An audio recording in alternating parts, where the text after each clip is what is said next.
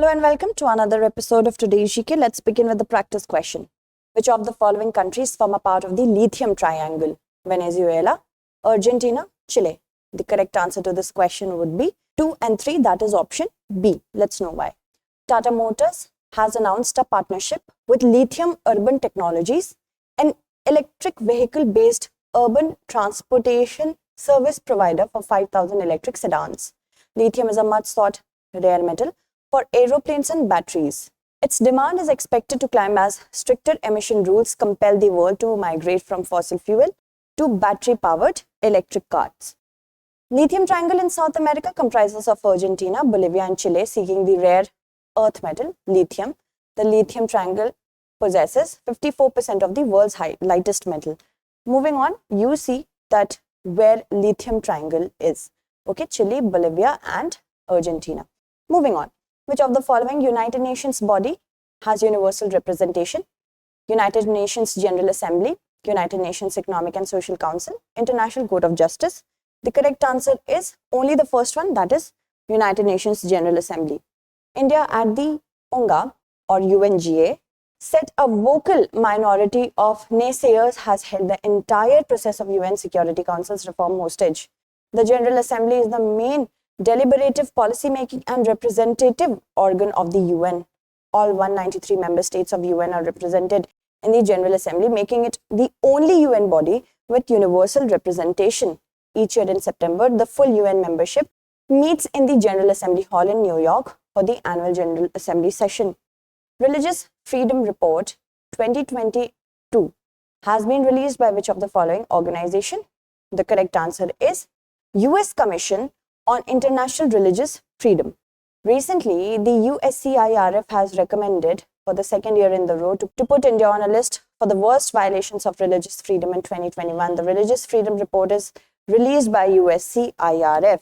USCIRF is an independent, bipartisan US federal government commission dedicated to defending the universal rights to freedom of religion or belief abroad. It is an advisory body to the US Congress. Which of the following services are provided by Anganwadi centers? Immunization, health checkup, preschool non-formal education.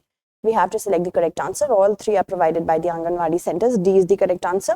Recently, the Supreme Court held that the Anganwadi workers were entitled to gratuity, a basic social security measure. Anganwadi is a centrally sponsored scheme implemented by the states and union territories, which serves as the rural child and maternal care centers in India. It was started by the Government of India in 1975 as a part of the ICDS program to combat child hunger and malnutrition.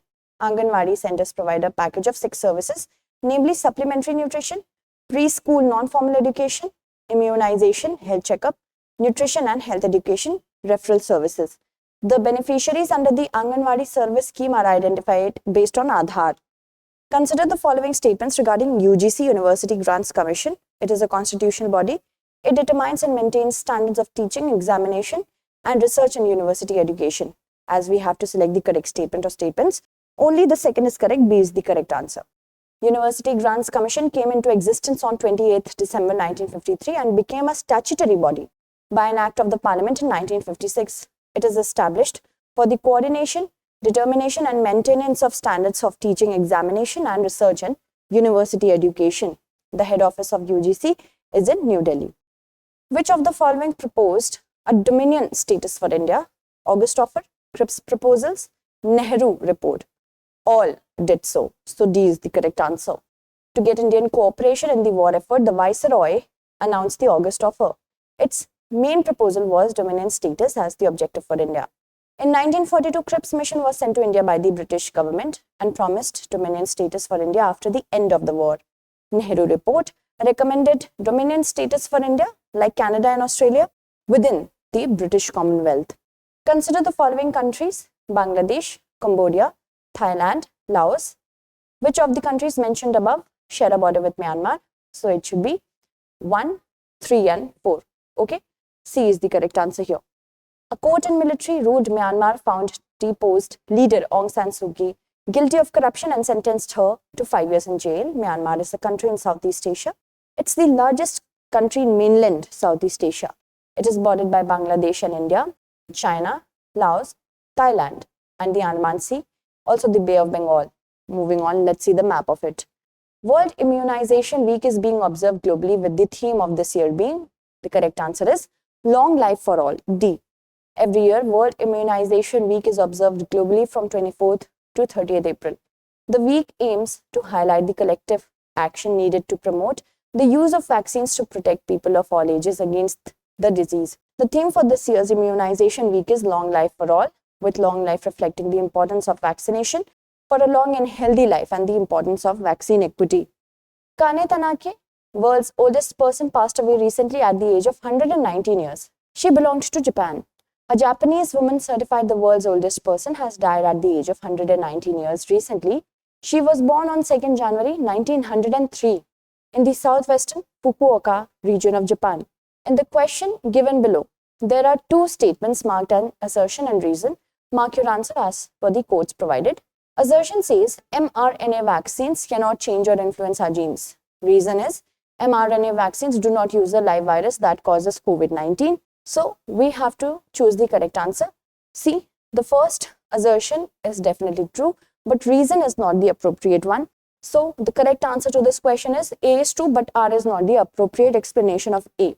A self-amplifying mRNA vaccine developed by Arcturus Therapeutics has shown promising results during an ongoing phase trial in Vietnam. Messenger RNA vaccines teach our cells how to make a protein that will trigger an immune response inside our bodies. mRNA vaccines do not use the live virus that causes COVID-19 and cannot cause infection with the virus that causes COVID-19 or other viruses.